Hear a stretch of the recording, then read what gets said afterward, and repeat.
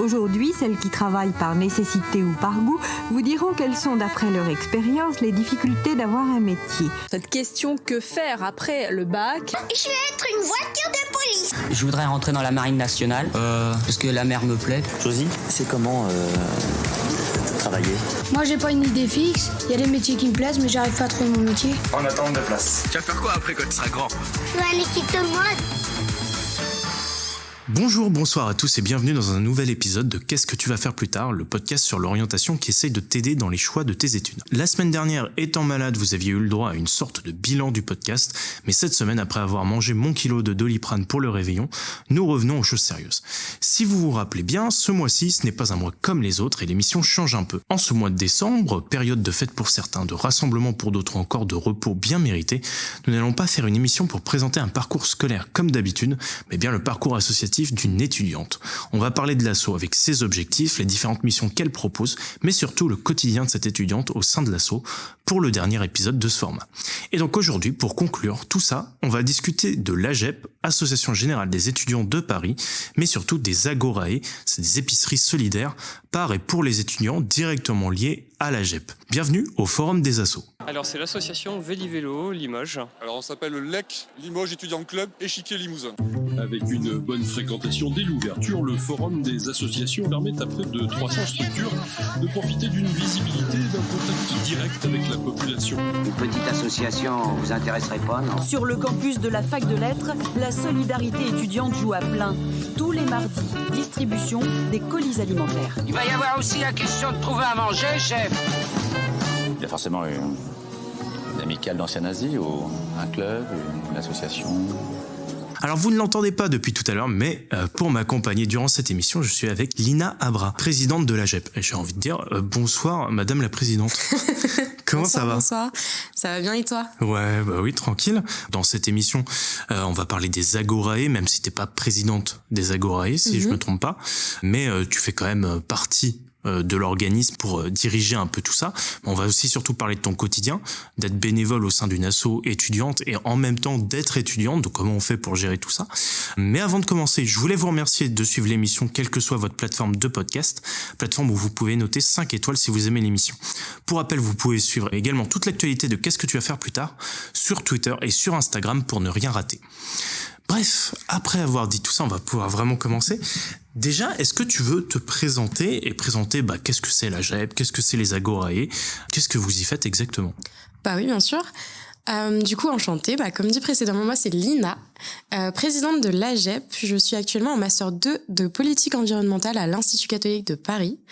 Pour revenir rapidement sur les Agorae, c'est des épiceries sociales et solidaires. Donc, je suis pas présidente des Agorae en général car c'est un projet qui est national. Donc, c'est un projet qui est porté par la FAGE, qui est la Fédération des associations générales étudiantes, donc qui est une association nationale à laquelle mon association adhère. Donc, il y a environ, la dernière fois que j'ai vérifié, on avait 33 Agorae nationales. Okay. Mais du coup, l'AGEP, la Fédération de Paris, on est en charge des 3 Agorae parisiennes. Donc, on a une Agorae dans le 18e sur le campus de lettres de Clignancourt. On a une Agorae dans le 5e sur le campus des sciences de Sorbonne Université. Et on a une Agorae dans nos propres locaux dans le 13e arrondissement. Et du coup, on en revient aussi à qu'est-ce que l'AGEP? Donc l'AGEP, Association Générale des Étudiants de Paris. On est une fédération de territoire. Mais une fédération de territoire, qu'est-ce que c'est? Mais oui, on vous pose la question, bien sûr. Une fédération de territoire. Donc nous, notre but, c'est de représenter et de défendre les droits des étudiants. Donc pour ce faire, on est quand même pas mal parce que du coup, on a pas mal de pôles parce que représenter les étudiants, ça se fait pas d'un claquement de doigts. Et on a du coup on a 2 jambes avec lesquelles on avance. C'est une image qu'on a bien utilisée pour montrer que voilà, on se repose sur... Je sens que t'es rodé parfaitement pour expliquer. Oui, c'est ouf. Vraiment. Je t'ai lancé, on est parti là. On a du coup la jambe représentation, donc avec les conseils universitaires. Donc ça, c'est quelque chose sur lequel on se bat. Il y a très peu d'étudiants qui sont au courant, mais vous avez des conseils universitaires dans lesquels différents collèges siègent, donc les étudiants, les professeurs, les employés, les doctorants, etc., etc. et on fait voter les décisions qui sont liées à votre université. Donc ça, c'est hyper important que vous soyez représentés, parce que forcément, les intérêts des étudiants ne sont pas les mêmes que ceux des professeurs, etc., etc. Donc nous, on essaye de représenter les étudiants dans ces conseils-là, donc en posant des listes et en essayant de réfléchir à des positions à porter en fonction des retours qu'on a de nos associations adhérentes. Donc nous, on a une 30aine d'associations qui sont adhérentes, donc ça représente plusieurs milliers d'étudiants. Donc voilà, et nous, en fait, ils nous font leur remontée sur leurs problématiques, et ensuite on va aller voir, on va aller en conseil, et on crie pas content, pas content. Ouais. Voilà, donc ça, cette partie-là, elle est très importante. On a toute une partie aussi information des étudiants que ces conseils existent, parce que comme je le disais, c'est pas quelque chose qui est facilement accessible, je trouve. Il y a très peu d'étudiants qui sont au courant. Bon, moi je pense que, ça c'est mon avis personnel, ça devrait être aux universités de faire ce taf-là de présentation des étudiants de leurs moyens de représentation. Elles le font pas, donc nous on le fait. Donc bon, ça fait du taf supplémentaire, mais on le fait parce que c'est important. Et on a la partie, donc on a la jambe représentation et la jambe projet, donc notamment avec les Agorae.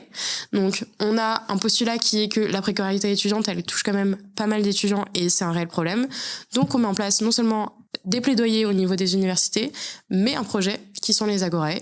Et ça fonctionne comme ça pour pas mal de choses. On a notamment de la transition écologique, la prévention, citoyenneté et santé, et pas mal de pôles en vrai. On a orientation, si jamais il y a besoin de conseils sur l'orientation.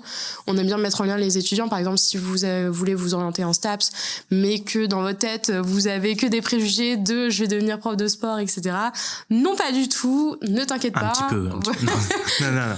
Ouh là là. Voilà, je mets tous les STAPS sur le dos. Ouh là là. Attention. Ils vont pas être contents. On te fait rencontrer des étudiants qui sont en STAPS, ils te font parler de leurs projets, etc. Et ça permet aussi de déconstruire pas mal de choses. Donc voilà, on a quand même un champ d'action qui est très large et très vaste. Et du coup, on est quand même une sacrée équipe pour faire ça. Et voilà, et moi, je suis en charge de tout ça. Ça fait beaucoup. Ça fait beaucoup. Quand tu parles de plaidoyer, c'est-à-dire qu'est-ce que vous faites exactement ? Alors, qu'est-ce qu'on fait ? La classique des plaidoyers, on rédige des communiqués de presse, on rédige des contributions. Comme je disais, on va dans les conseils et on siège et on exprime nos opinions et nos avis. Moi, personnellement, avec le pôle présidence, donc avec Romain Demont, qui est mon premier VP, on va à la rencontre du rectorat Île-de-France, on va à la rencontre de la mairie de Paris, on va à la rencontre des doyens universitaires et des présidences universitaires, etc. Et on leur exprime, voilà. Là, les étudiants, aujourd'hui, ça se passe comme ci, ça se passe comme ça. On a telle problématique, il faut la régler. Alors nous, ça se passe plutôt bien. On a quand même des bons relationnels avec pas mal des institutionnels et ça, c'est trop cool. On est vraiment trop saucés sur ça, vraiment, ça nous fait trop plaisir. Pourquoi il y en a, ça se passe mal ? Bah oui, parce qu'en fait, comme je disais, on est adhérents à la FAGE et du coup, forcément, sur d'autres villes, ça se passe plus ou moins bien. D'accord. C'est vraiment plus ou moins la folie. On a toujours un petit peu une problématique avec les CROUS, donc ça, c'est partout au national. On a du mal à être en contact avec eux et à nous répondre, mais ça, c'est un manque de moyens financiers, un manque de moyens humains, et on s'en rend bien compte, on le sait, c'est pour ça qu'on va pas non plus leur taper dessus trop fort, parce qu'on est au courant que s'ils nous répondent pas, c'est pas parce que ça leur fait plaisir, mais parce que vraiment ils ont pas les capacités. Mais en fait, on a tellement de problématiques qu'on est obligé d'aller les voir et de dire non mais là, répondez-nous s'il vous plaît, ouais, là c'est pas possible. Ok. L'historique des Agorae, ça a commencé en 2009. Je me suis bien renseigné, t'as vu. Bravo. C'est quoi l'évolution depuis 2009 ? Est-ce que tu sais un peu ? L'évolution depuis 2009, je suis pas trop au courant au niveau national. Je peux dire au niveau de Paris. Nous, on a pu ouvrir la première Agorae, si je me trompe pas, en 2015. Okay. Donc ça, c'était la première Agorae à Paris. Et ensuite, depuis, on a ouvert en 2018 celle de Clignancourt. Et là, cette année, on est en train d'ouvrir la 3e Agorae, celle de Jussieu. Okay. Donc voilà, le souci. En fait, les Agorae, nous, on les voit comme des pansements sur une hémorragie. Voilà, ça va pas être la solution à la précarité étudiante, et ils ont là vraiment pour pallier en attendant une solution vraiment pérenne et une solution qui est durable et une réelle solution.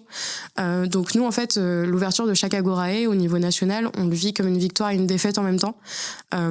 Si on l'ouvre, c'est qu'il y a une demande, et ça, c'est vraiment, ça nous brise le cœur. Mais on l'ouvre et du coup, on répond à cette demande. Donc c'est un peu un sentiment qui est extrêmement mitigé. Travailler sur ce genre de projet, c'est vraiment très compliqué, parce que comme je disais, on doit montrer qu'on est fier de ce qu'on fait, mais en même temps, on n'est pas non plus heureux de ce qu'on fait, parce que la situation n'est pas normale et la situation, elle est vraiment difficile. Surtout comme nous, normalement, on est censé être assisté d'une assistante sociale pour gérer. En fait, c'est pas fun de gérer ce genre de situation, et ça s'apprend. Enfin, ça vient pas naturellement. Donc c'est quelque chose qui s'apprend et c'est quelque chose sur lequel on doit être formé. Mais pour vous donner une idée, sur Paris, il y a 360 000 étudiants environ, et il y a 10 assistantes sociales. Ok, donc ça fait très peu. Universitaires, voilà, c'est ça. Extrêmement peu. Elles sont vraiment débordées et elles font du mieux qu'elles peuvent. Elles sont vraiment toutes, et ça on a de la chance, elles sont vraiment toutes adorables et toutes très gentilles et là pour nous aider. Mais elles peuvent pas, par exemple, nous aider sur certains projets parce qu'elles ont leur travail de base qui leur prend énormément de temps, et ce qui est normal. Donc ça, c'est vraiment extrêmement difficile. Donc voilà, là pour l'instant, les Agorae, on continue à grandir. Je sais qu'au niveau de la FAGE, ils ont de plus en plus de dons. Voilà, on a de plus en plus de dons et de partenariats au niveau national. Là, le gouvernement a parlé d'une enveloppe de 10 millions d'euros qui serait redistribuée aux étudiants pour du coup de l'aide alimentaire. Ouais. Voilà, si on divise par le nombre d'étudiants, ça fait, si je me trompe pas, quelque chose comme 3,60 par étudiant. 3,60. 3,60 € par étudiant. Donc voilà, on est content que le gouvernement fasse semblant de s'occuper de nous, mais on rit un peu doucement. On rit jaune, j'ai envie de dire. Voilà. Heureusement qu'on n'est pas tous en précarité, parce que 3,60, évidemment, heureusement que tout le monde ne profitera pas des 3,60. Exactement. Mais c'est vrai que ça paraît un peu juste, dirons-nous. C'est ça. Quelles sont pour vous les solutions pérennes pour les étudiants ? Alors pour nous, les solutions pérennes, en tout cas les pistes qu'on essaye d'envisager et de discuter avec le gouvernement, déjà c'est une réforme des bourses. Donc déjà pour que tout le monde soit un peu au courant, le Crous donne des aides financières à certains étudiants sur la base de sur des bases financières. Enfin, et souvent ça dépend des parents, des revenus des parents. Le souci c'est que il y a pas mal d'étudiants qui dépendent pas de leurs parents. Enfin, je vais donner mon exemple, quelque chose de trop bête. Je suis pas forcément en rupture avec mes parents. Je vais les voir pour Noël. Voilà, ça se passe super bien. Mais voilà, ils m'assistent pas financièrement. Donc, ils m'aident pas financièrement. Pas par manque de volonté de leur part. C'est juste que voilà, j'ai des frères et sœurs et qu'ils passent en priorité parce qu'ils sont mineurs et c'est normal. Donc voilà, que ma bourse soit déterminée par les revenus de mes parents, c'est un peu problématique dans le sens où mes parents, ils m'aident pas. Donc je vois pas trop le lien qu'il y a à faire. Et c'est quand même pareil pour beaucoup d'étudiants. Le seul moyen de contourner ça, c'est d'être en rupture officielle avec ses parents. Ah oui. Donc c'est vraiment remplir les papiers et que au niveau légal, voilà, on soit en rupture avec ses parents. C'est quelque chose qui est très violent, c'est quelque chose qui est très lourd, et c'est quelque chose que tous les étudiants ne peuvent pas se permettre de faire. Par exemple, si moi j'allais voir ma mère et mon papa et je leur dis officiellement on va signer des papiers comme ça, on n'est plus du tout en contact, c'est très violent et c'est pas normal. Ça permettrait donc nous on souhaiterait qu'il y ait que tous les étudiants déjà puissent toucher une bourse et qu'elle soit déterminée sur différents critères et pas forcément sur les parents. Donc que la bourse soit déterminée sur d'autres critères. On est en train de travailler nous là-dessus sur une contribution sur la réforme des bourses, mais c'est quelque chose qui est très difficile à mettre en place parce que encore une fois très peu de moyens. Mais c'est quelque chose sur lequel on travaille énormément. Le logement aussi. Le logement c'est quand même un très gros facteur, surtout sur Paris. Enfin voilà, moi je parle de ce que je connais, je parle sur Paris. Sur Paris, on est quand même sur des logements où il y a des conditions de vie qui sont extrêmement difficiles. Voilà, vivre dans un 9 mètres carrés, on voit ça nulle part ailleurs à part Paris. Je pense que c'est un peu spécifique à Paris en termes de logement et tout, même si c'est compliqué. Enfin, il y a eu déjà des reportages mais ailleurs. C'est vraiment la folie et les Crous peuvent pas suivre parce que pour 360 000 étudiants, il y a 7 750 logements Crous. Donc, rien du tout par rapport aux étudiants, par rapport à la demande. Et ensuite, tu te tournes vers le privé, forcément. Et le privé, on le connaît à Paris, le privé. Faut trouver le bon... faut trouver le bon client. Mais c'est ça, exactement. C'est du privé, en fait. Ouais. C'est ça, c'est que c'est la loterie. C'est la chance. C'est la loterie. c'est tu te retrouves sinon en coloc. Donc après on connaît aussi le système des colocs, ça se passe plus ou moins bien, voilà, et c'est forcément tu trouves un job à côté. Et on sait très très bien que avoir un job à côté des études, ça diminue les chances de réussite dans ces études, et vraiment c'est une charge qui est vraiment très très lourde pour des gens qui sont aussi jeunes que nous, et qui savent pas forcément gérer non seulement l'état de fatigue physique, mais l'état de fatigue aussi émotionnel, parce que ça aussi on n'en parle pas assez, mais quand tu es en cours du lundi au vendredi et que du samedi au dimanche t'es à ton taf, forcément t'es épuisé, quoi. Mais alors, qui finance la GEP, les agorae, etc.? Il y a des dons, mais il y a aussi, j'imagine, l'État. Ouais, totalement. On a des financements publics. Donc, ce qui se passe, en tout cas, au niveau de... Je vais faire différent entre AGEP et Agorae, parce que même au niveau de notre trésorerie, c'est séparé. Au niveau des Agorae, donc comme je disais, c'est un projet qui est porté par la FAGE. Donc, on a la FAGE qui nous finance des volontaires en service civique, qui viennent nous aider et nous assister sur l'ouverture et la gestion des Agorae. Donc ça, c'est vraiment d'une très grande aide. Et il y a des partenariats, donc avec Biocycle, des partenariats avec Materne, partenariats avec la Banque Alimentaire. Donc ça, c'est des partenariats qui nous permettent de récupérer des denrées directement. Ensuite, on a des financements par la mairie de Paris et par les universités. Donc certaines universités, on leur dit on aimerait bien avoir une subvention. Donc ça nous permet aussi de faire des achats. Et parce que, comme je le précisais, les Agorae, c'est des épiceries sociales et solidaires.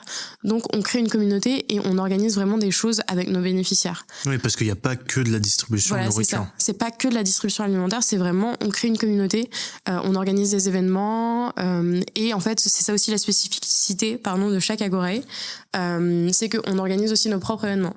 Nous, par exemple, à la GEP, notre tradition, c'est le karaoké. Je sens que c'est très important quand c'est très important. Le karaoké, c'est vraiment quelque chose qu'on fait chaque année et qui plaît énormément. Et ça nous fait énormément plaisir de le faire.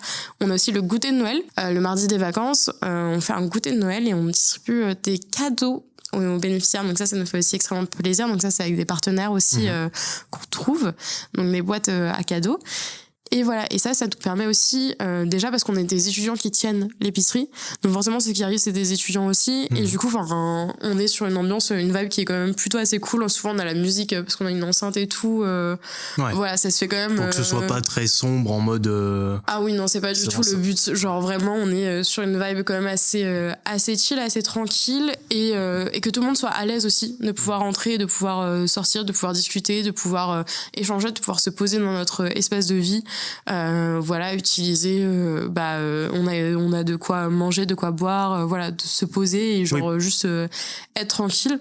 Donc voilà pour les Agorae. Et pour l'AGEP, on est pareil sur des financements, mais des financements ça va être par projet ou des financements en général. Donc encore une fois, on est sur les universités, on est sur la mairie de Paris. Et du coup, parfois, on demande aussi quelques financements au niveau de la FAGE et les Crous aussi. Okay. On demande aussi des financements aux Crous. Donc voilà, ça c'est... Après, c'est Karine, notre trésorière, qui gérera mieux que moi. On va l'appeler en direct. Non, mais en tout cas, c'est intéressant que tu dises aussi qu'il faut mettre une certaine ambiance dans les Agorae et tout, parce qu'on entend souvent que les gens peuvent avoir honte d'aller demander et d'aller dans les épiceries solidaires. Ouais, totalement. Et nous, on n'est pas du tout dans cette optique-là. Et c'est vraiment quelque chose où on a senti que ça pouvait être un frein pour certaines personnes. Et c'est pour ça aussi qu'on insiste énormément sur le fait que ce soit des étudiants, enfin, par les étudiants, pour les étudiants, dans le sens où il n'y a pas de hiérarchie. Il n'y a pas non plus ce sentiment de voir quelque chose à quelqu'un. C'est aussi le principe de vendre les choses, parce que nous, on vend les choses, mais à moins 90% du prix du marché. Donc, en fait, un paquet de pâtes à 1 €, on va le payer 10 centimes. Donc ouais, il y a aussi ce côté-là de je viens faire mes courses, ouais c'est moins cher mais je les ai payées et je les ai fait dans la joie et la bonne humeur, parce qu'au bout d'un moment nous on connaît aussi les gens, ils nous appellent par nos prénoms, on les appelle par leurs prénoms, enfin voilà, on commence aussi à être une communauté. Et nous c'est pour ça qu'on le fait et c'est ça qu'on adore aussi quoi. C'est la bonne ambiance, et c'est cool. Et après, on force rien à personne. Enfin voilà, si quelqu'un a envie de rentrer, de pas parler, de repartir, il parle pas, il repart. Enfin, nous, il y a pas de souci là-dessus aussi. Genre, on est vraiment dans le respect de tout le monde et dans la création d'une communauté bienveillante. C'est vraiment ça qui prime la bienveillance. Est-ce que vous récupérez aussi des invendus de supermarchés, par exemple ? Ouais. Le partenariat typiquement de Biocycle, c'est récupération de fruits et légumes invendus. Donc ça nous aide énormément. Et dans le cas de nos disco soupes, des fois on organise, je parlais des événements tout à l'heure, donc le pôle transition écologique organise avec le pôle Agorae des disco soupes. Donc les disco soupes, c'est on récupère les invendus de certains magasins et ensuite on dit à tout le monde de venir à telle heure et on se met tous ensemble à éplucher et à couper des légumes. Et vous faites des soupes. Et on fait des soupes en musique. Okay. Et ça, franchement, c'est très stylé. On met de la musique, tout le monde vibe, tout le monde danse et tout. Genre, c'est vraiment le meilleur, un de mes projets préférés. Non, c'est trop cool ça. Disco soupe, ouais. Grosse ambiance. Justement, est-ce que c'est toute l'année les Agorae ou est-ce que par exemple la banque alimentaire, on sait qu'il y a une grosse collecte avant Noël, donc peut-être la dernière semaine de novembre, un truc comme ça, ou la première semaine de décembre, un truc dans le style. Et après il y a plus cette collecte qu'on demande aux gens, aux particuliers qui viennent faire leurs courses. Est-ce que les Agorae, vous êtes tout le temps approvisionnés? Alors nos partenariats sont quand même assez réguliers. On a cette chance-là d'avoir des partenariats qui sont assez réguliers. Nous, la problématique qui se pose, c'est pas tant dans l'approvisionnement des partenaires, mais plus dans le fait que, par exemple, en juillet, en août, on est des étudiants, donc on est en vacances. Voilà, en plus sur Paris, on sait très bien que souvent tout le monde rentre chez soi. Personne ne vit vraiment à Paris, à part ceux qui ont des parents qui vivent à Paris. Donc nous, on n'arrive pas à assurer l'ouverture des Agorae en août et en juillet, même si du coup les banques alimentaires et les autres partenaires nous livrent, il n'y a pas de souci là-dessus. Ils sont quand même assez réguliers, on n'a pas de garantie de quantité, mais ils sont quand même assez réguliers et à chaque fois qu'il y a quelque chose. Et puis comme je disais, on a des financements qui nous permettent de faire des achats aussi, donc on peut pallier assez facilement aux manques qui sont faits dans certaines périodes, mais on n'a pas vraiment de grosses problématiques en dehors du juillet-août où vraiment on est fermé. D'ailleurs, ça a été une des problématiques moi cette année sur lesquelles je me suis penchée et je suis en train d'éplucher les potentiels partenaires parce qu'il y a des assos qui existent qui en fait elles existent uniquement dans le but de récupérer les bénéficiaires des épiceries solidaires ou des banques alimentaires quand elles sont fermées. Ah, ok. Donc en fait, elles pallient en fait à ce manque-là et du coup, il y a plusieurs associations qui existent sur Paris comme ça. Et moi, je suis en train de me pencher là d'ailleurs sur nos différentes options pour pouvoir offrir à nos bénéficiaires une solution quand nous on est fermés, parce que c'est quelque chose qui me tient à cœur et je sais très bien que on a pas mal aussi d'étudiants extra-communautaires dans nos bénéficiaires qui n'ont pas les moyens de payer un billet d'avion dans leur pays d'origine pour juillet-août et du coup qui sont toujours là et qui ont toujours cette demande et toujours ce besoin. Donc voilà, moi ce que j'ai essayé de faire et ce que je souhaite concrétiser d'ici maximum juillet, la période où on va fermer quoi. D'accord. Comment on devient bénéficiaire des Agorae et même des épiceries solidaires au final? Alors pour les Agorae, ça se passe par une application où on demande en fait les revenus de l'étudiant. Après nous on se base énormément sur la confiance. C'est vrai qu'on demande des justificatifs pour les grosses dépenses, mais il y a certains justificatifs qu'on va pas demander parce qu'on se base aussi énormément sur la confiance. C'est pas des choses qu'on redemande régulièrement.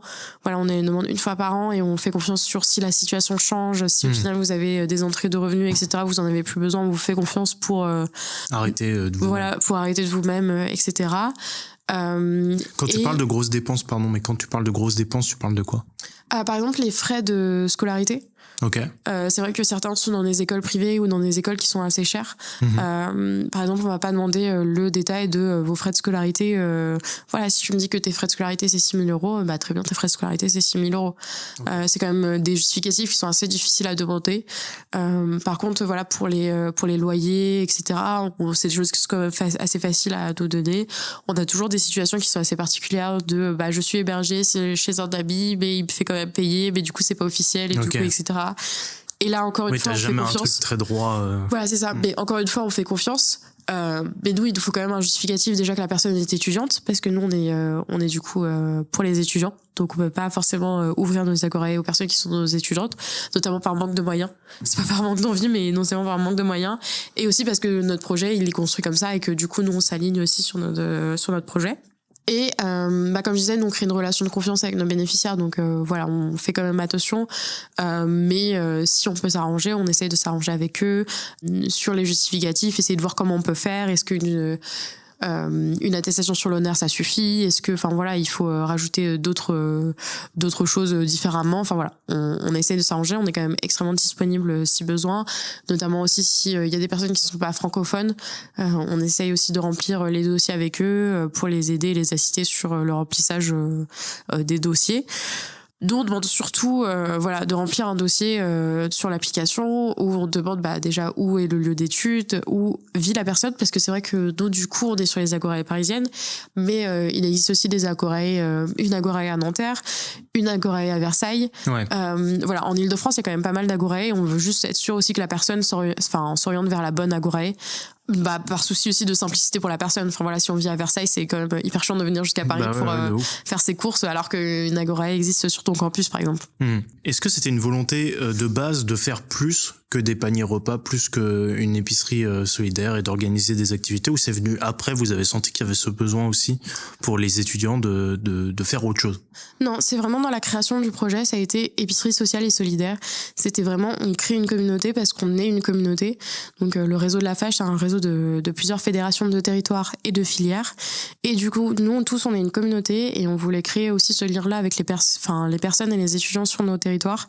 Il faut savoir que nous, les agorae, on crée des événements pour les bénéficiaires, donc comme j'ai dit précédemment, mais nos événements, ils sont ouverts à tout notre réseau. Donc on a pas mal, comme je disais, d'élus et d'associations. Souvent, quand on fait des événements, ils sont ouverts à ces personnes-là parce que, le but, c'est qu'on fasse kiffer tout le monde. Le but, c'est que tout le monde passe un bon moment. Et on sait très bien que les étudiants, même si ils sont pas précaires au point de bénéficier des agorae, c'est pas non plus la folie. Donc donc on crée des événements, on s'amuse tous ensemble, tout le monde se rencontre, tout le monde se connaît, et ça c'est vraiment extrêmement important, et c'est vraiment le cœur du projet Agorae en tout cas. Ok. Quand vous faites les paniers repas, est-ce qu'il y a une limite? Est-ce qu'il y a des choix qui sont faits?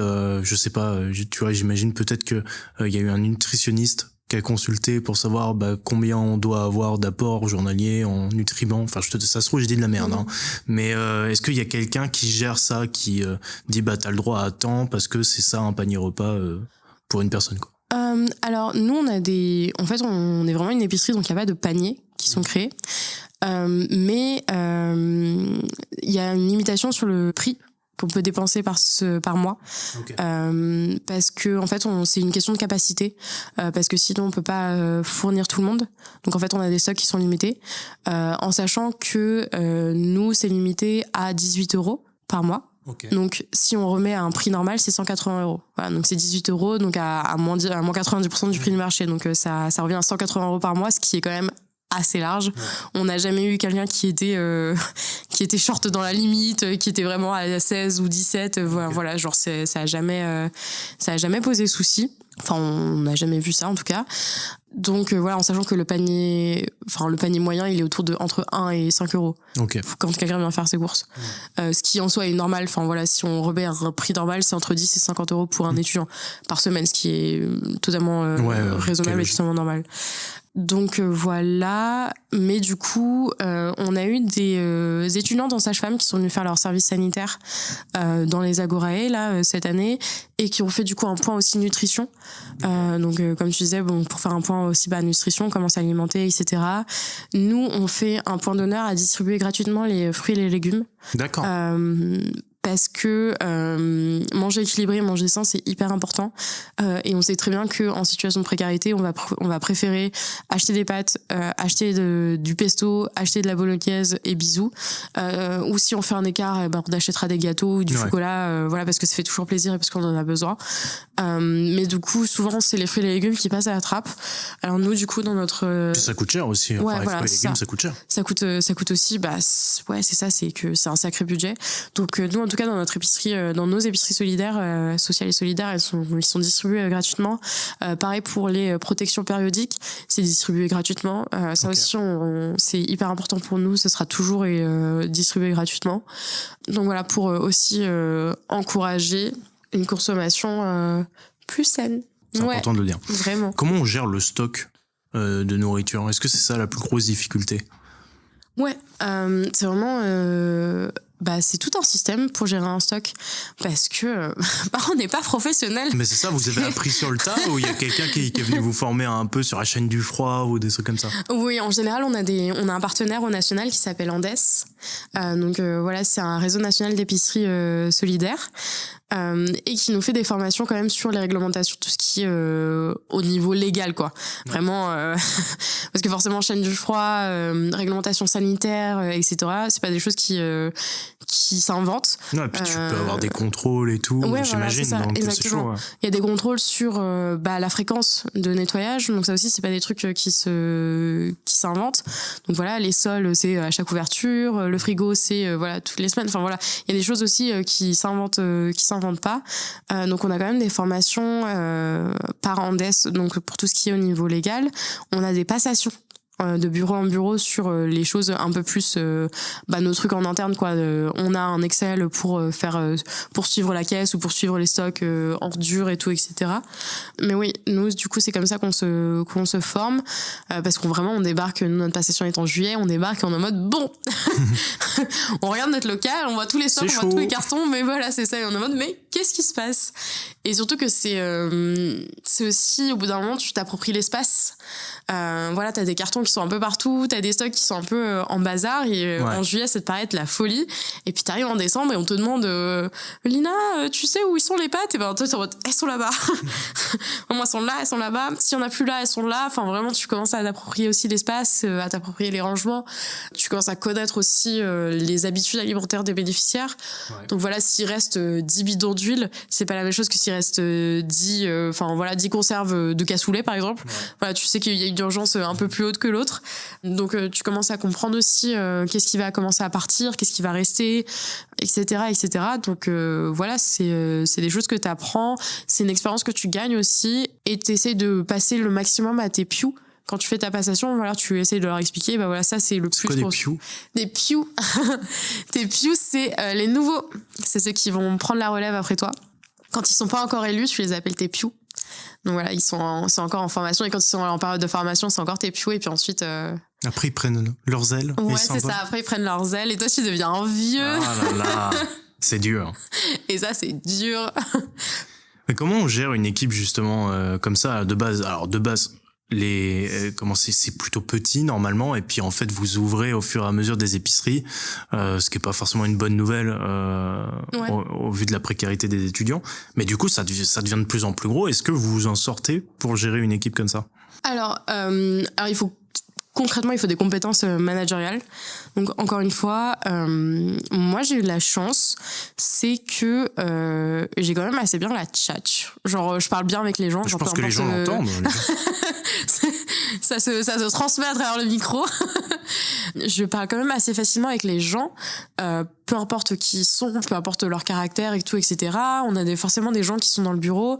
Pour vous donner une idée, dans le bureau, on est 21. Et ensuite, il y a notre équipe de bénévoles. Donc, il faut savoir parler aux plus timides comme aux plus extravertis. Essayer de dire aux plus extravertis, là, on est en réunion de bureau, il faut se calmer, il faut laisser la parole à tout le monde. Voilà, quitte à utiliser des méthodes de maternelle, avec un bâton de la parole. Enfin, voilà, genre vraiment. Ouais, on en est là, quoi. C'est la colonie de vacances. C'est vraiment ça. Pour donner une idée un peu à tout le monde, mon surnom, c'est la dictatrice. Voilà, ça fait beaucoup rire tout le temps d'interne. C'est un surnom un peu blague, un peu farce. Mais tu me rassures, précise-le quand même. Parce que... Voilà, c'est pas une réalité. Le truc, c'est que tout le monde s'entend bien avec moi, mais ils savent très bien que quand c'est non, c'est non. Je suis pas du tout du genre à dire non sans justifier. Il y a toujours une justification, ça c'est extrêmement important. Il faut savoir qu'on est sur un engagement qui est bénévole et qui est associatif et qui est étudiant. Moi, ma vision du monde associatif, c'est que tout le monde doit kiffer son engagement. Quand j'ai fait mes recrutements, c'est un peu ça aussi que j'ai dit. J'ai fait 1 heure d'entretien avec chaque personne que je voulais recruter. Donc forcément, il y a des gens que du coup qui ont refusé, et c'est normal. C'est à ça que servent les entretiens aussi, c'est à leur expliquer concrètement ton année ça va ressembler à quoi. Donc j'ai fait ça aussi avec chaque personne. J'aurais dit bon voilà, Ça va se passer comme ça. Moi, je veux que vous kiffiez. Donc, vous êtes assez libre sur vos postes. Mais va forcément y avoir des trucs qui vont être pas fun à faire. Mais il faudra les faire parce que tu t'es engagé. Là, vraiment, on fait cette discussion-là parce que justement, là, c'est un engagement que tu prends. C'est quelque chose d'assez sérieux. C'est quelque chose qui est difficile à comprendre, j'ai l'impression, quand on est étudiant et que c'est notre premier engagement associatif. Ben voilà, genre, on débarque, on est en mode coucou, et puis d'un coup, on se dit, bah, là, le projet, il repose sur toi. C'est toi qui veux, enfin, le projet, c'est toi qui le monte. Donc c'est assez difficile, mais ça se fait. Il faut être carré, faut être droit dans ses baskets, faut être carré. Voilà, quand tu dis que tu fais un rétroplanning, tu fais un rétroplanning. Tu dis à tout le monde, bah voilà, coucou les gens, il faut que tout le monde remplisse, etc. Faut aller chercher les gens individuellement s'ils répondent pas. Donc voilà, il faut être compréhensif aussi. C'est vrai qu'il y a des gens qui ont, on a notre vie à côté. Voilà, s'il y a quelqu'un qui a pas rempli ce document alors que ça fait 2 semaines que tu relances tout le monde, faut pas débarquer dans ces DM en mode tu te fous de moi, qu'est-ce que tu fais? Faut être pédagogue et tout. Moi, je sais que je prends le temps de l'être et c'est pour ça que je m'y prends à l'avance aussi sur pas mal de choses.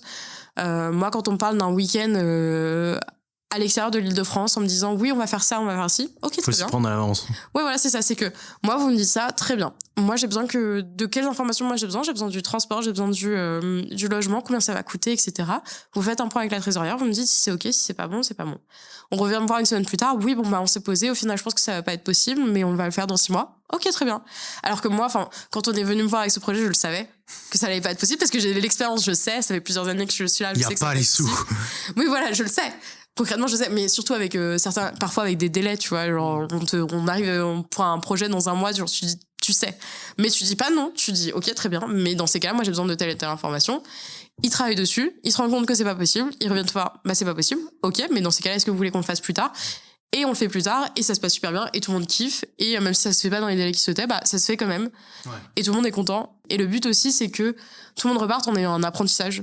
Enfin voilà, faut qu'ils repartent aussi de leur expérience associative déjà en ayant kiffé. Enfin, je veux personne qui reparte en disant ça a été horrible, plus jamais l'association et tout, etc. Parce que, enfin, ça va être aussi des citoyens du futur qui vont aussi vouloir s'investir dans des associations en tant qu'adultes, dans leur vie active, etc. Et ça, c'est trop cool et ça, c'est ce qu'on veut dans le monde. On veut plus d'associatifs dans le monde. Avec des compétences. Voilà, maintenant ils repartent, ils savent monter un projet, ils savent gérer une épicerie sociale et solidaire, c'est ouf.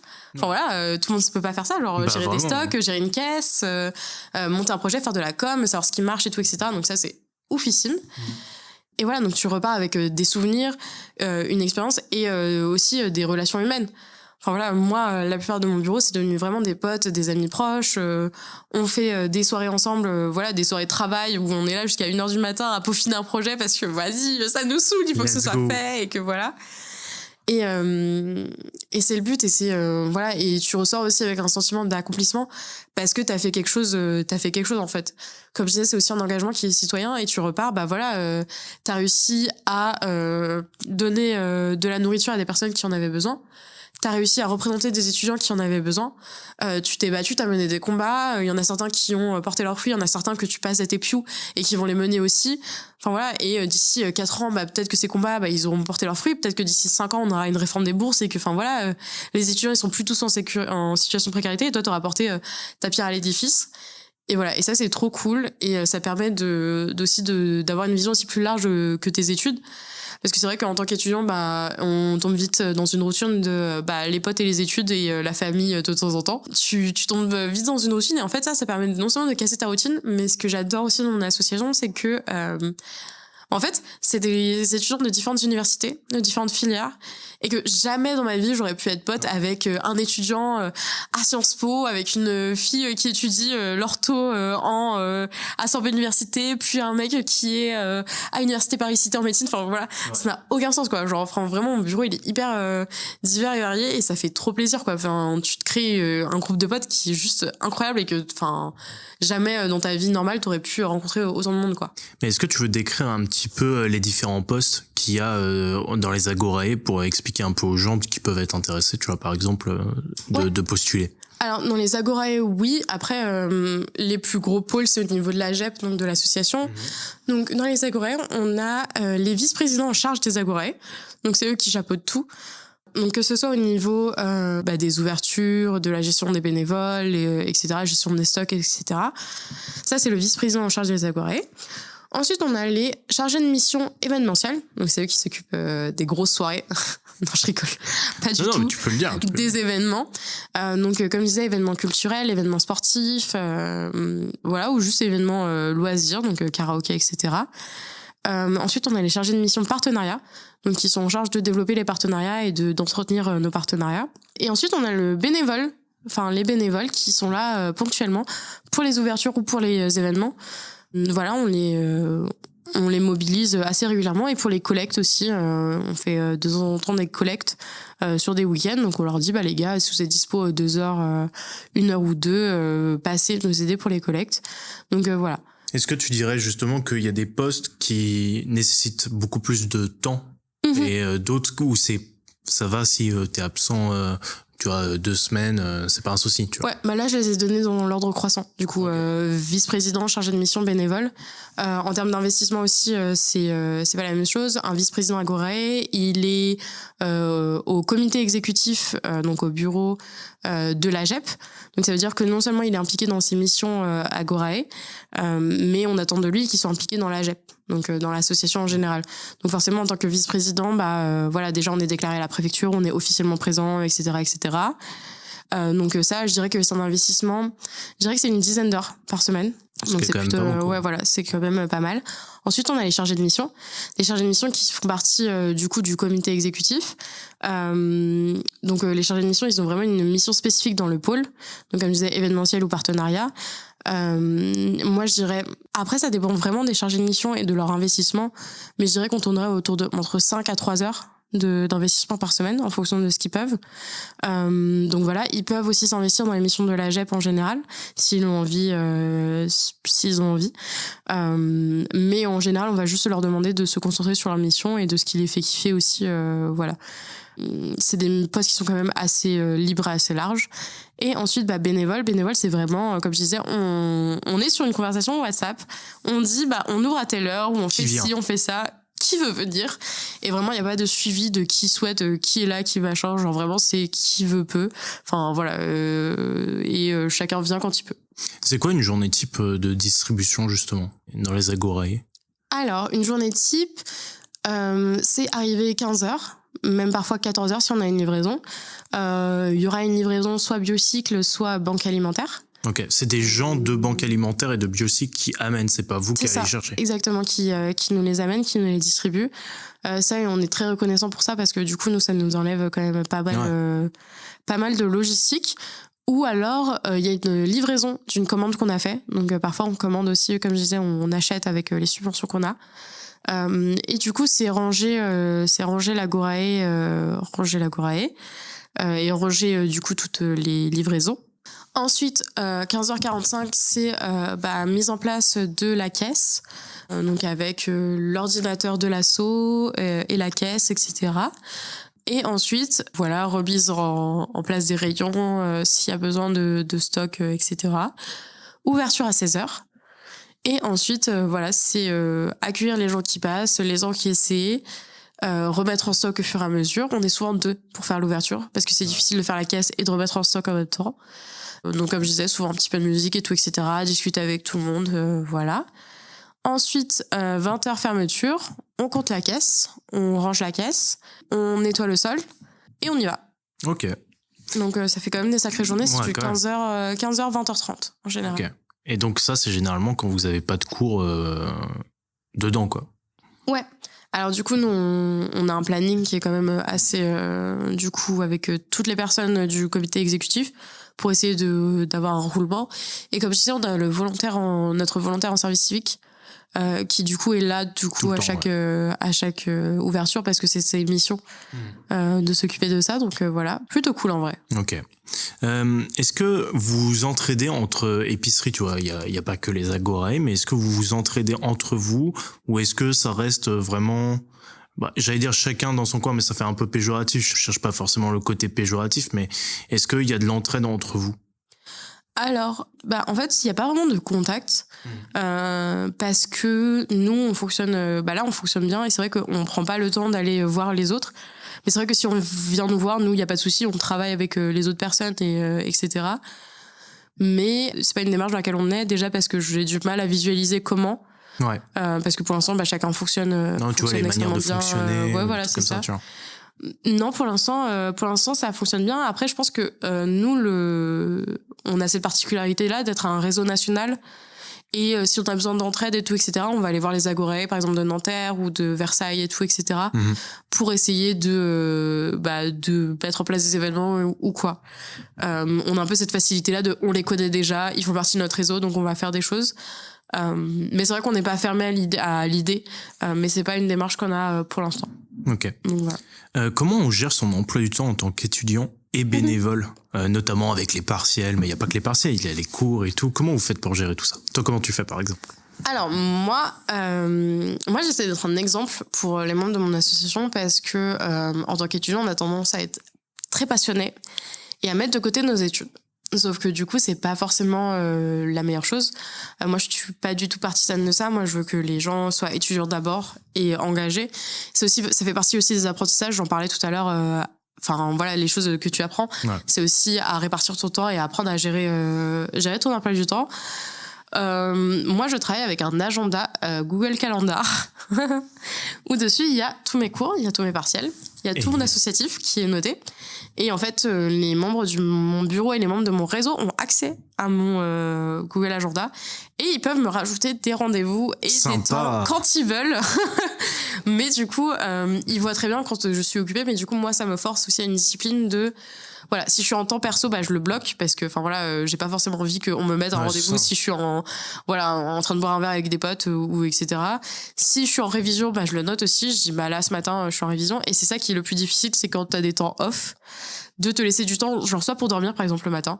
Genre ça, c'est quelque chose que j'ai eu du mal à faire, mais garder du temps pour me reposer et juste rien faire, c'est vraiment extrêmement difficile parce que, pour tout vous dire, d'habitude, quelqu'un qui a la présidence d'une fédération de territoire, ils sont en césure. Les 2 années avant moi, ils étaient en césure parce que c'est quelque chose qui prend énormément de temps. Moi, je suis en master 2. Donc c'est quelque chose qui prend aussi énormément de temps à part. Donc j'ai peu dormi. Et c'est pas du tout un exemple et je veux pas du tout que les gens reproduisent ce modèle-là. Le but, c'est vraiment d'essayer de contrebalancer et d'essayer d'équilibrer la vie associative et la vie étudiante. La période des partiels est toujours extrêmement difficile et c'est pour ça que moi, du coup, j'ai fait en sorte que notre emploi du temps associatif soit extrêmement léger en période de partiel. Et du coup, là, pendant les 2 semaines de vacances, on a des vacances associatives.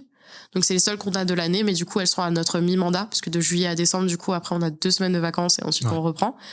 Mais du coup, à la rentrée, on a aussi un emploi du temps qui est extrêmement léger. J'ai prévenu tout le monde, vous mettez pas d'événements et vous mettez pas de projets pendant cette période-là, parce que vous allez être vraiment souvent. Ouais, vous êtes blindés, ouais, voilà, c'est ça, c'est envisagez pas. Là, oui, on est en août, c'est pompé up, il fait beau, c'est le soleil, on n'a pas de cours, on pense qu'on va pouvoir gérer. Non. Absolument pas. Non, absolument pas. Et ce que je propose, du coup, c'est de faire du travail de fond plutôt pendant cette période-là. C'est-à-dire qu'on est déjà stressé par nos partiels et tout, etc. Donc peut-être que pendant cette période-là, on va se poser sur les documents de la GEP un peu plus, structurels. Ouais, plus tranquille. Ouais, voilà, un peu plus structurel, un peu plus tranquille. Et surtout, à notre rythme, quand on veut, avec pas de deadline il y a un projet qui arrive à telle date, donc on va le faire. Donc ça permet vraiment d'équilibrer, de contrebalancer. En tout cas en période de gros rendus et de gros partiels, quoi. Aujourd'hui, il y a plein d'agorae partout en France. Où est-ce que vous vous arrêtez? Enfin, est-ce qu'il y a une limite, tu vois? Et est-ce que toi, on te contacte ou on prend des infos sur toi pour savoir qu'est-ce que tu penses d'ouvrir une agorae, je sais pas, à Dijon, tu vois, un truc comme ça, ou alors en Île-de-France? Alors moi, on ne contacte pas trop en dehors de Paris. Enfin, on nous demande si on prévoit d'ouvrir d'autres agorae sur Paris. Et là, je réponds clairement, on est arrivé au bout de nos capacités humaines. Donc, je pense que pour ce Paris, on va s'en tenir à 3 pour l'instant. Mais je pense que c'est plutôt la FAGE qui reçoit ce genre de réponse.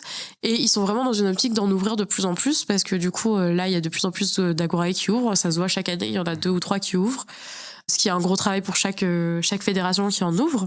Mais nous, sur l'Île-de-France, c'est vrai que c'est un besoin qui se fait. Il y a vraiment un besoin qui est énorme. Et on le sait parce qu'on est le plus gros pôle étudiant. Enfin voilà, vraiment, Île-de-France, c'est 500 000 étudiants. Forcément, on est le plus gros pôle. Mais voilà, là, je fais un appel vraiment à l'univers. Si des gens sont chauds pour ouvrir des agorae, contactez-nous. Et puis on va mettre ça en place. Mais justement, comment on ouvre une épicerie? C'est quoi les démarches? Alors les démarches, c'est déjà il faut être une association. C'est assez difficile d'ouvrir une épicerie sans être une association. Donc nous on a comme je disais, on est une fédération, donc forcément on a le statut d'association loi 1901. Du coup, une fois qu'on est une association, il faut contacter la FAGE et notamment Sarah Biche, qui est la vice-présidente en charge de l'innovation sociale et du coup qui s'occupe des agorae au niveau national.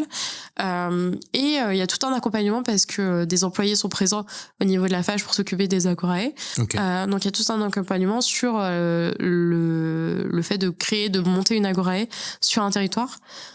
Donc voilà, que ce soit dans la recherche d'un local, dans les demandes de subventions, dans la recherche de partenariat, oui.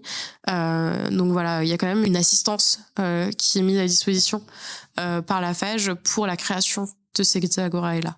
Ok. Là, on parle beaucoup des agorae, mais tu es surtout présidente de l'AGEP, qui regroupe 30 associations. Qu'est-ce que tu fais en tant que présidente là-dedans pour gérer tout ça? Et bon, perso, moi, ça me ferait peur, mais est-ce qu'on peut être juste bénévole pour l'AGEP et dans aucune asso, ou comment ça se passe, ça? J'ai du mal un peu à visualiser l'arbre. Ouais. Non, je comprends, c'est un peu difficile. Alors, nous, c'est difficile de gérer des bénévoles parce que justement, on a toutes ces associations-là et on se repose énormément sur notre réseau, donc nos associations. Par contre, on prend toute l'aide qui est possible. Voilà, nous, si un poste de chargé de mission, comme je disais, qui était assez léger, intéresse, on peut totalement envisager ce genre de choses. Comme je disais, on est assez large. On a le pôle défense des droits, donc avec les affaires académiques, les affaires juridiques et les affaires sociales, où là, en fait, on a tout un travail d'aide individuelle des étudiants sur leurs problématiques et aussi de regroupement des aides qui existent au niveau du territoire, donc d'assistance. On a le pôle orientation, donc là où on a des salons de l'orientation où on est présent et on va dans les lycées pour faire des salons et on demande à notre réseau de venir et de présenter leur filière. Donc ça, c'est extrêmement cool. On a le pôle solidarité qui met en place des centres de prévention et qui aide nos associations à créer des événements responsables, que ce soit écologiques ou en termes de prévention. Donc ça, c'est vraiment très important. On a le pôle transition écologique, donc voilà. Et en fait, il est possible de s'investir dans un pôle. Plutôt que au niveau de l'AGEP en général, on peut totalement envisager de s'investir dans différents pôles, mais c'est en priorité ces pôles-là. On a un pôle qui s'appelle le pôle réseau, qui est en charge justement de s'occuper du réseau, de savoir comment tout le monde va, etc., etc. C'est aussi une partie de mon travail, juste gérer les urgences et gérer les problématiques de tout le monde. Voilà, quand il y a un souci, c'est souvent moi qu'on DM en mode coucou, ouais. Est-ce qu'on peut m'aider s'il vous plaît? Donc il y a pas de souci. Moi je rencontre aussi les institutionnels, comme je disais, donc rectorat, mairie de Paris, doyen des universités, etc. Tu connais du monde. Ah bah on pèse dans le game. Bras long comme le bras, et son bras touche le sol là, donc je vous le dis, c'est impressionnant. N'importe quoi. Mais voilà, genre on essaie de faire ce travail-là. Comme je disais, on voit aussi avec nos élus s'ils ont des problématiques particulières, si des fois les universités sont en roue libre, donc on va les voir et on est en mode bah coucou, s'il vous plaît, c'est pas trop normal ça. Ça ne va pas. Voilà. Et c'est vrai qu'on parle souvent des problèmes, mais des fois ça se passe super bien avec les universités. Enfin voilà, des fois on est trop contents, ils nous appellent pour des projets, etc. Et ça fait trop plaisir. Ah, c'est cool. Ouais, franchement, voilà, c'est pas que des problèmes. Hein. Franchement, mon pôle, c'est pas que ça, parce que sinon je me tirerais une balle. Mais non, c'est plein de choses hyper sympas et une partie de mon travail aussi, comme je disais, c'est de travailler avec non seulement mes associations, mais aussi les fédérations de filières. Donc par exemple, dans notre réseau, on a des associations d'étudiants en sciences infirmières. Donc forcément, j'ai travaillé non seulement avec mes associations, mais aussi avec la fédération nationale parce que ils connaissent le mieux leurs étudiants et ils ont cette vision aussi assez globale avec du travail qui est déjà assez carré. Donc notamment des contributions ou des guides que moi je peux utiliser après pour défendre leurs droits. Donc voilà, au niveau de la présidence, ça demande du temps, ça demande de l'investissement. Il faut avoir aussi un côté un peu social, hein. Forcément il faut savoir parler avec des inconnus, faut pas que ça fasse peur. Mais voilà, c'est que du fun. Pour l'instant, j'ai que des bons retours. Enfin, il y a personne qui est venu me voir en pleurant en mode on ne te supporte plus. Mais ils sont venus me voir et c'est à moi de te le dire maintenant. Je suis désolé de ça va être l'annonce en direct. Voilà. Non, mais trop bien. Mais toi, t'as pas tout de suite été présidente de l'AGEP. T'as d'abord fait tes armes à l'association pour la responsabilité environnementale des étudiants de Paris. C'est assez long à dire, mais du coup, c'est l'AREP. Ouais, c'est AREP, c'est ça? Ouais, c'est ça, à l'AREP. Donc, t'as été en tant que présidente là-bas. Ouais, totalement. Mais t'avais fait de l'associatif avant ou pas? En fait, j'avais été bénévole pour cette association avant. Ok. Donc, mais c'est grâce à ça que tu t'es lancé. Ouais, voilà, c'est ça, exactement. Donc, en gros, pour te donner l'idée générale, moi, j'ai été très investie au niveau écologie et je me suis dit, quitte à être investi au niveau perso, autant trouver une asso qui le fait. Sans vous mentir, j'avais un peu la flemme d'aller voir ailleurs. Je me suis dit, ma fac, il doit avoir une asso écolo quelque part. Donc j'ai trouvé la REP qui était pas très connue à l'époque où moi j'étais bénévole. Et j'ai débarqué vraiment un jour, ils faisaient des distributions du NAMAP, donc des paniers de fruits et légumes bio d'un producteur local. Donc j'ai débarqué un mardi, je suis en mode coucou, moi je vais être bénévole, comment ça se passe? Et ils étaient en mode trop cool, on cherche des gens. L'année d'après, j'étais présidente parce que en fait j'étais hyper investie au niveau de l'asso et que en fait au bout d'un moment même la fac pensait que c'était moi la présidente parce que vraiment j'étais leur seul contact. Ils étaient en mode Lina, est-ce que tu peux signer ça? Et genre j'étais en mode je te demande à la présidente. Excusez-nous. Et du coup l'année d'après j'étais présidente. Donc ça aussi, ça m'a permis déjà d'apprendre pas mal de choses sur moi-même. Donc en termes de managérial, en termes aussi de gestion de trésorerie, de gestion d'une asso, etc. Et aussi de commencer à avoir mes propres positions sur comment je voyais aussi le milieu étudiant. Donc là, on parlait de la map tout à l'heure. Moi, j'étais en mode c'est quand même scandaleux, c'est 10 € le panier, il y a certains étudiants qui peuvent pas se le permettre, etc. Donc j'ai décidé qu'on allait faire une demande de subvention pour que les paniers soient distribués à moitié prix. Donc en fait que l'université subventionne la moitié et que l'autre moitié ce soit les étudiants qui payent. Donc du coup le panier qui était à 10 €, il revenait à 5 €. Ouais. Et du coup un peu plus intéressant. C'est quand même vachement plus intéressant. On avait réussi à faire ça et ça en fait ça a été une de mes premières victoires associatives entre guillemets parce que voilà, moi je débarquais, je savais pas faire de demande de subvention, je savais pas comment ça fonctionnait, genre j'ai vraiment tout appris sur le tas. Et ça c'est fait. Et en fait mon association on faisait partie du groupe environnement AGEP. Donc l'AGEP, la fédération sur laquelle je suis présidente actuellement. Tout s'explique. On a un pôle transition écologique qui du coup peut relier les associations étudiantes environnementales. Et nous on faisait partie de ce réseau-là et du coup le vice-président en charge de la transition écologique qui était un de mes amis, il me disait je rends mon poste. Allez viens. Et ouais, c'était un peu ça. Autour d'un verre, on y va, on y fait quoi? Et moi j'étais en mode je rentre en master, si je suis prise à mon master je le fais parce qu'il faut être étudiant forcément pour faire partie de l'association. Si je rentre pas en master tant pis, bisous tout le monde et c'est fini. Bon, j'ai été prise en master, youhou. Et du coup là j'ai pris le poste de vice-présidente en charge de la transition écologique l'année dernière. Donc voilà, j'ai fait mon petit chemin en tant que vice-présidente, du plaidoyer au niveau environnemental, continuer le groupe environnement, mettre en place des projets, Disco Soup, on connaît. Voilà. Et donc ton plus gros projet c'est Disco Soup ou c'est t'as fait quoi d'autre comme projet en tant que vice-présidente en tant que vice-présidente de transition écologique, on a repris aussi le projet Enfants Verts qui est aussi un de mes préférés. Moi je parle pas de gros projets, là c'est plus des projets un peu phares et un peu mes chouchous. Je parle de mes chouchous, voilà, j'ai décidé, c'est moi qui décide. Vas-y, c'est ton podcast maintenant, moi je prends le micro, salut. Allez, je me sers. Mais non, reste quand même. Faut quand même appuyer sur les boutons, donc je vais rester. Mais...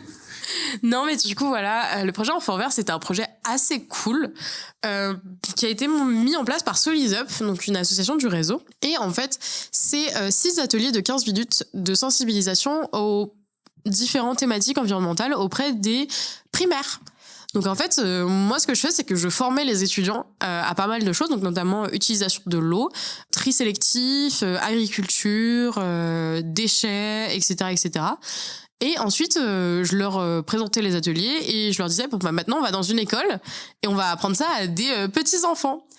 Et c'était vraiment un des meilleurs projets parce qu'on avait des super retours des étudiants, on avait des super retours des enfants, on avait des super retours des enseignants, les enseignants qui nous faisaient des super retours des parents.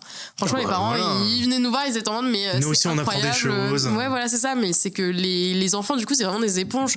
Donc on leur disait vraiment voilà, il se passe ci, il se passe ça, si vous voulez faire ci, si vous voulez faire ça, n'hésitez pas. Et les enfants, après, ils retournaient, ils étaient non, mais on va faire notre propre goûter parce que on a vu qu'il y avait plein de produits chimiques et tout, machin. Et ils avaient trop la déterre et ça faisait trop plaisir. Et après, ils étaient en mode, papa, maman, ils sont les poubelles de tri. Et maintenant, ils mangent que des pommes, les pauvres. Ah, mais franchement. C'est fini les gâteaux savane. Putain, c'était bon pour toi. Non, mais franchement, c'est un de mes projets un peu chouchou favoris. C'était difficile à mettre en place parce qu'en termes d'orga, pour réunir tout le monde, non seulement pour une formation, mais sûrement pour être présent dans les heures d'ouverture d'une école pour aller former, c'était même assez avoir difficile. les confiances des écoles. Ouais, avoir les confiances des écoles aussi. On a eu de la chance d'être soutenu par l'Académie de Paris.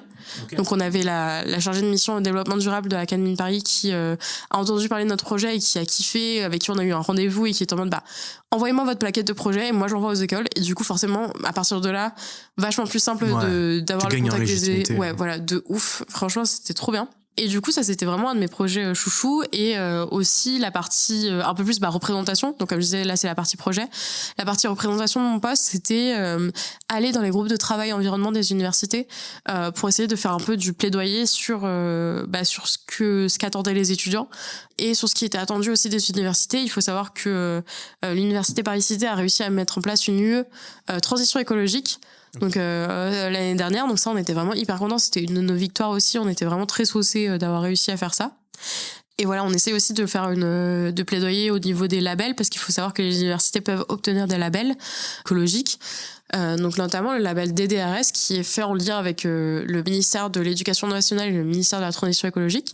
Donc nous on pousse un peu les universités en mode ouais mais ce serait cool d'avoir ce label, ce serait cool de mettre en place tous les projets qu'il faut, toutes les structures qu'il faut à faire parce que il faut savoir que l'administration de l'université c'est l'administration française. Enfin voilà, tout le monde est au courant de comment ça se passe et il y a des dingueries qui passent et ils sont pleins de bonne volonté mais des fois on a un peu l'impression de ramer dans le vide.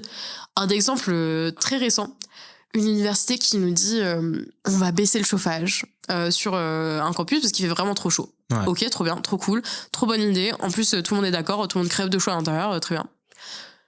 C'est mis en place, c'est envoyé aux employés, etc. Un mois plus tard. Des igloos dans l'université maintenant. Non, mais franchement, j'aurais préféré. On nous a répondu quoi ? On ne sait pas comment baisser le chauffage. Wow, les frères.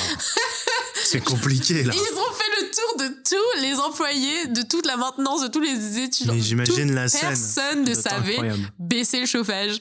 Et du coup, vraiment, on était tous là à se regarder dans le blanc des yeux. On fait quoi maintenant ? Mais que fait-on ? Et du coup, on n'a toujours pas de solution. Pour te donner une idée, on n'a toujours pas de solution. On ne sait pas baisser le chauffage. Donc, voilà. On ne sait pas si c'est vrai ou si c'est vraiment de la mauvaise volonté en face. Mais voilà. Voilà le genre d'obstacle auquel on fait face. Et du coup, après, tu es devenue présidente de l'AGEP, donc cette année. Ouais. Est-ce que c'était la suite logique ? Qui t'a dit, vas-y, reprends le flambeau ? Oh là là ! Donne des blazas. Alors... C'était pas entièrement la suite logique. Moi, je me voyais surtout arrêter l'associatif. Okay. Ouais, parce que la vice-présidente de transition écologique, ça prenait énormément de temps. J'étais en master 1, etc., etc. Donc, du coup, moi, j'étais un peu en burn-out l'année dernière. J'étais fatiguée. Je suis en l'associatif, c'est fini. Et pour tout te dire, comme projet, cette année, moi, j'avais prévu d'aller dans différentes villes de France le week-end. Genre, j'avais prévu pas mal de mes week-ends. Genre, j'étais en mode, je vais faire un tour de France. Le plan raté, pour le coup. Vraiment le pire plan. Exactement, c'est vraiment trop difficile là. Genre, j'y repense et je suis en ah là là, mais. L'année prochaine. J'étais naïve, c'est fou. Et au final, mon président et ma vice-présidente générale l'année dernière cherchaient quelqu'un pour reprendre la suite et ils galéraient un peu à trouver des gens qui leur convenaient, des gens tout court. Enfin voilà, genre ça commençait à ramer un petit peu et tout, etc. Et au fur et à mesure, moi, je m'étais dit, non, mais je peux pas laisser l'association comme ça et tout, etc. Bon, si vous trouvez quelqu'un pour la présidence, moi, si vous voulez, je reprends la vice-présidence générale et j'assiste au pôle présidence, moi, il n'y a pas de souci et tout, etc. Et puis, au fur et à mesure, l'idée se fait dans mon petit cerveau. Je suis en mode, bon, peut-être la présidence, si vraiment, machin. Bon. Et je vais voir mon président, je lui dis, bon, si ça vous intéresse ou pas, ou si vous trouvez personne, ou si, voilà... moi, je suis chaude pour reprendre la présidence l'année prochaine. J'ai plein de projets pour cette asso. C'est vraiment une asso à laquelle je tiens vraiment du plus profond de mon cœur. Je veux qu'elle survive. Je veux qu'elle fasse des choses incroyables l'année prochaine. Et en vrai, j'ai plein d'idées là-dessus. Donc, voilà. Moi, je suis un peu chaude. Ils m'ont dit, on en discute et on revient vers toi, on réfléchit, on voit. Et en vrai, ils m'ont rappelé assez vite. Ils m'ont dit non, mais en fait, on veut que ce soit toi. Genre, on sait que t'es carré, on sait que tu vas faire du sacré taf. Et du coup, ils m'ont rappelé, ils m'ont dit bah c'est toi. Et du coup, j'ai monté une liste parce que nous, c'est comme ça que ça se passe au niveau de notre association. On propose des listes et en fait, on est élus en assemblée générale par nos administratrices, donc les associations et les élus. Et du coup, j'ai monté une liste. Donc, comme je le disais, là, on est 21, donc ça fait plaisir. Et on a été voté en juillet. Et depuis, on avance sur la structure et ça fait plaisir. Ok. Aujourd'hui, moi, j'ai envie de participer, mais je sais pas du tout à quel poste. Comment je fais pour me renseigner et comment ils sont répartis les rôles? Comment ça se passe le recrutement? Alors, comment ça se passe? Il faut envoyer un mail, souvent un mail ou un message sur nos réseaux. Et soit une personne du pôle réseau, soit moi. Souvent, c'est moi. On fait un petit appel où moi, j'aime bien prendre des cafés. Genre, moi, je suis très thé, chocolat chaud, tout ça, voilà. Donc, et on discute un peu, de l'engagement associatif, de toi, tu veux t'engager, mais qu'est-ce que pour toi l'engagement, etc. Enfin, c'est pas très deep, hein. Ouais, là, non, ça a l'air très deep, mais pas du tout. Non, c'est pas un entretien d'embauche. Voilà, c'est pas non plus un entretien d'embauche, hein. C'est pas du tout ça. Moi, c'est juste que, en fait, comme je le disais, moi, c'est moi qui gère un peu les équipes. Donc, je veux juste savoir qui sont les équipes. Commençons par le début. Ouais. Qui est mon équipe, et avoir ces temps-là individuels avec chaque personne, moi ça me permet de savoir qui j'ai en face, de savoir quelles sont les attentes aussi, parce que tout le monde s'engage pas pour les mêmes raisons, tout le monde s'engage pas pour faire les mêmes choses, et de savoir sur quoi je peux te mobiliser, et aussi de comprendre quelles sont tes attentes. Un exemple assez bête, j'ai beaucoup discuté avec une personne qui voulait s'engager au pôle formation, et quand on discutait, elle disait ouais, j'aime bien mettre en place des projets. Donc elle avait en tête nos week-ends de formation, etc. Et de ce postulat-là, moi, je lui ai dit, mais tu sais, on a un pôle qui s'appelle le pôle projet. Et en fait, le but, c'est d'assister toutes les pôles sur leurs projets. Et d'assister aussi les associations du réseau sur leurs projets. Ouais. Donc là, tu vas pouvoir travailler non seulement avec la formation, mais avec tous les projets. Donc, voilà. Et à partir de là, elle était en mode, mais c'est trop bien, moi, c'est ça que je veux faire au final, etc., etc. Ouais, donc en fait, tu peux bouger un petit peu quand même. Voilà, c'est ça, c'est exactement ça. Il n'y a pas d'idée précise. Enfin, je connais quand même assez bien mon association, donc en fait pouvoir discuter avec les gens, ça permet aussi de les orienter vers le pôle qui à mon sens leur plairait le plus. Après moi je suis très ouverte, hein. Si quelqu'un me dit non mais je suis sûre que je veux ça, pas de souci, tu t'engages dans ce que tu veux, mais moi ça m'aide aussi de savoir dans quoi les gens s'embarquent et pourquoi ils s'engagent dans ça. C'est sûr. Alors évidemment il y a de plus en plus de gens engagés quand même, et ça ouvre et tout, donc ça fait plaisir, mais en même temps, comme on l'a dit, c'est pas forcément une bonne nouvelle que ça grandisse comme ça. Est-ce que des fois, t'as pas l'impression de faire tout ça en vain, et même si t'arrives à aider une personne, il y a 10 nouvelles personnes qui sont en précarité et tout. Est-ce que des fois, il y a pas des petits moments de down comme ça? Alors ça, c'est des gros mouvements de down auxquels je dois faire face plutôt, parce que c'est les gros mouvements de down que mon association, que les gens, les étudiants de mon association font face et ils viennent me voir avec ce genre de down, et du coup moi je dois savoir répondre, et je dois savoir toi tu dois faire bloc. Ouais, voilà, c'est ça.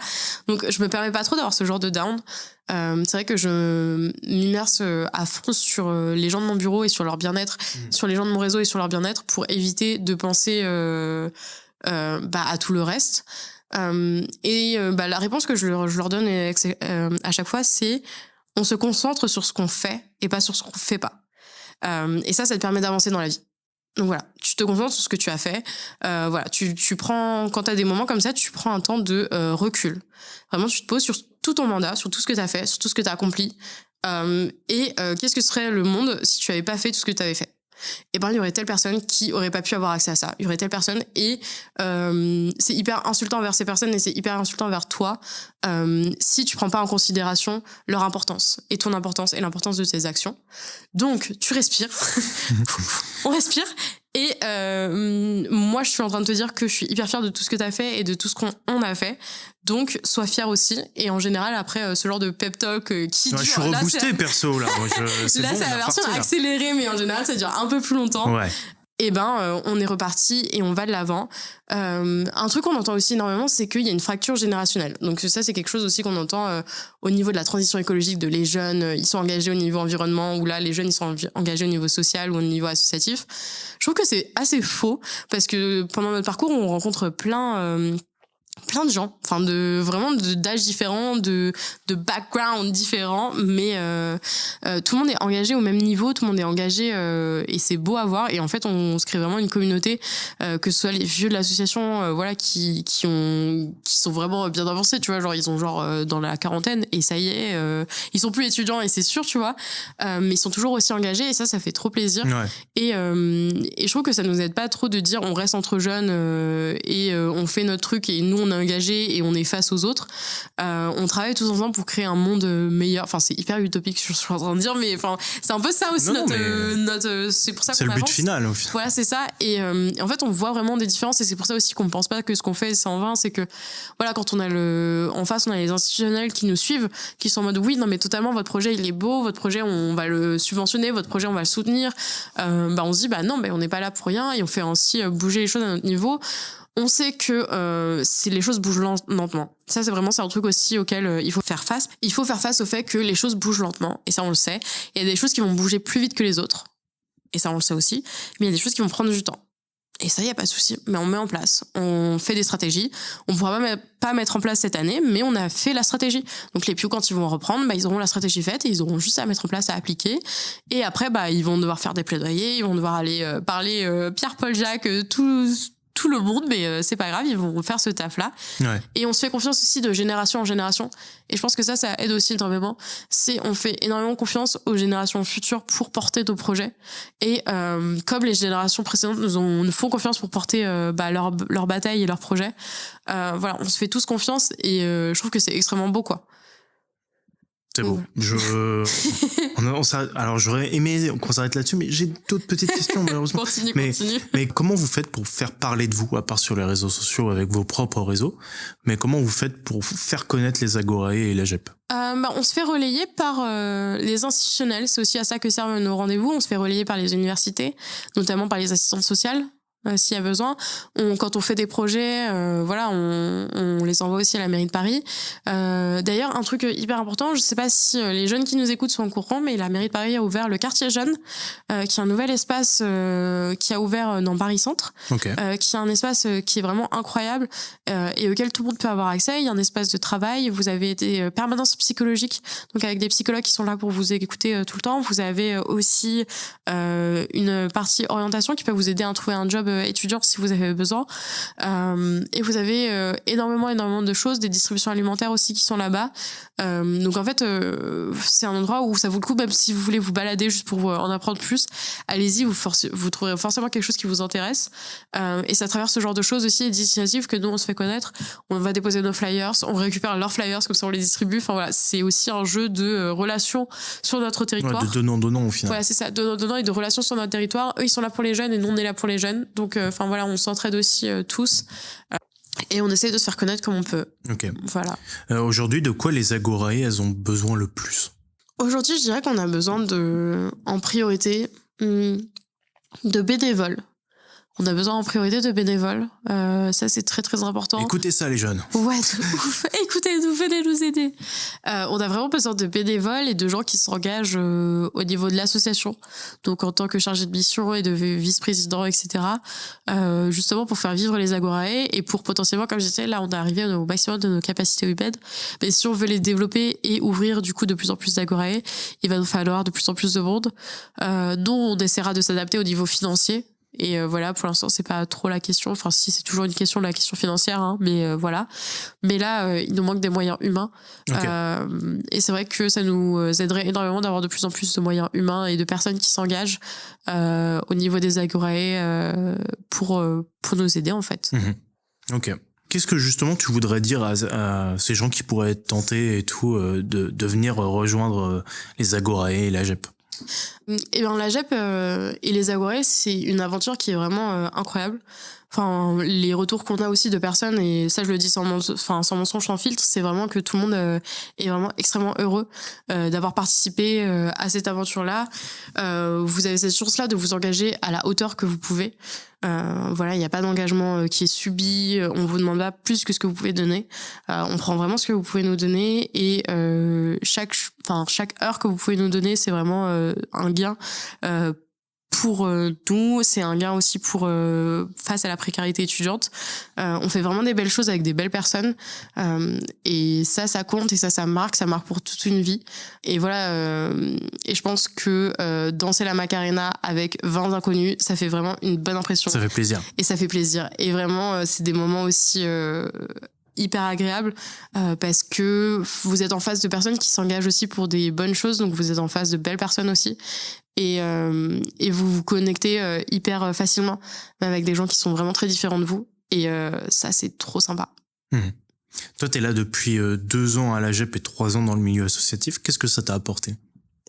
Waouh, sacrée question. Allez, 20 minutes, c'est parti. Vraiment là, ça m'a apporté de la confiance en moi. Énormément de confiance en moi, la confiance en mes capacités. C'est vrai que t'as pas trop l'espace de douter quand t'es présidente d'une association. En fait, voilà, tu prends une décision, tu espères que c'est la bonne, que c'est la meilleure, et ensuite t'avances et tu fais face aux conséquences. Et c'est ça aussi, c'est que avancer même quand tu penses que, même quand t'es pas sûr que tes décisions soient les meilleures, parce que dans tous les cas t'es prêt. T'es prêt au pire, t'es prêt au meilleur, t'es prêt à tout, tu sais répondre et tu sais gérer. Donc ça aussi, c'est énormément de confiance. Ça m'a donné aussi pas mal de compétences sociales. Enfin, comme je disais, là pour l'instant, je m'en sors bien. Mais au début, c'était pas comme ça. Parler avec des inconnus, comme tout le monde, c'est toujours un peu difficile. C'est toujours, t'as toujours des appréhensions. Là vraiment plus du tout. Voilà, je roule libre. Vraiment, je vais voir les gens et je parle. Ça m'a donné aussi des compétences rédactionnelles, je pense. Voilà, rédiger des contributions, savoir parler avec des institutionnels, et savoir porter des choses qui sont importantes pour moi. Voilà, ça m'a donné aussi, je trouve, une nouvelle vision du monde, d'être au contact avec autant de personnes, de réfléchir sur autant de choses sur lesquelles je me serais jamais posée si j'avais pas été dans le milieu associatif, quoi. C'est vrai que bosser sur la rémunération des étudiants en santé, par exemple, c'est des choses c'est des informations auxquelles j'aurais jamais eu accès. Et maintenant que j'ai accès à ces informations, je suis en mode, mais c'est vrai que, on a tout un monde aussi qui est en dehors de mon champ d'expertise et en dehors de ce que j'aurais pu connaître. Donc voilà, ça m'a aussi apporté pas mal de cercle, en fait. Voilà, c'est ça, c'est tu sors de ton cercle, tu sors de ta vie, en fait. C'est vraiment ça, c'est que là tu représentes tous les étudiants. Oui, toi t'as tes problématiques en tant qu'étudiante, mais il y a d'autres étudiants qui ont d'autres problématiques et tu les découvres en même temps. Et je trouve que même pour ma vision du monde plus tard, tu vois, je serais un peu plus investie dans, si tu vois une manifestation des étudiants en santé, des personnels médicaux ou des professeurs, etc., je m'investirais un peu plus parce que j'ai appris à m'investir pour la société en général, tu vois. Et j'ai appris à m'investir pour un groupe et de pas rester que sur mes problématiques à moi. Et ça, c'est quelque chose qui est quand même assez fou et pour lequel je suis vraiment extrêmement reconnaissante. Dans les côtés un peu moins fun, j'ai appris à bosser avec des gens que j'aimais pas. Parce que c'est vrai que là, je vends ça comme si c'était la folie. Non, mais j'allais parler de toute façon des points négatifs. Donc, Mais voilà, il y a forcément des gens avec qui tu t'entends pas. Et en fait, t'apprends à bosser avec eux parce que même si vous entendez pas, vous bossez pour la même chose, en fait. Surtout dans un milieu étudiant qui est pas un milieu professionnel où vraiment là c'est un engagement pour les étudiants. Et vous avez un but qui est le même. Et même si vous pouvez pas vous saquer, tu serres les dents et tu apprends à bosser avec, ou tu apprends à juste aller voir le président ou aller voir d'autres gens et leur dire moi je peux pas, ça va pas être possible, et tu apprends à trouver tes limites aussi. C'est que oui, on est là pour bosser pour les étudiants, mais moi là c'est mes limites.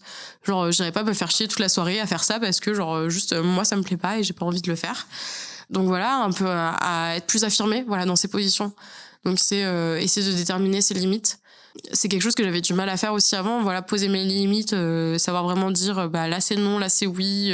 J'étais facilement on pouvait facilement me convaincre.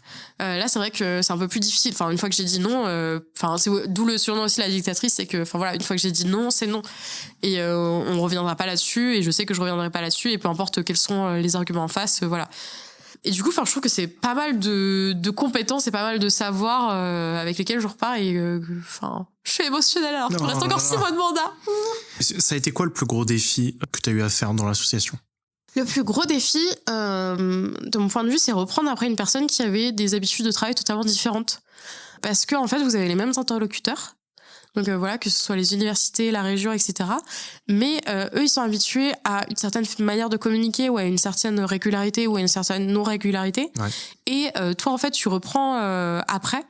Et voilà, c'est plus du tout la même chose. Donc moi j'ai cette chance-là le bureau a changé aussi, donc ils n'étaient pas habitués aux manières d'avant, mais ceux qui ont repris de l'année d'après, en fait c'est des nouvelles habitudes, c'est des nouveaux moyens. Les administrateurs pareil, ils découvrent une nouvelle. En fait c'est quand même une nouvelle asso. Ouais. Parce que du coup toi t'arrives et t'as tes façons de faire.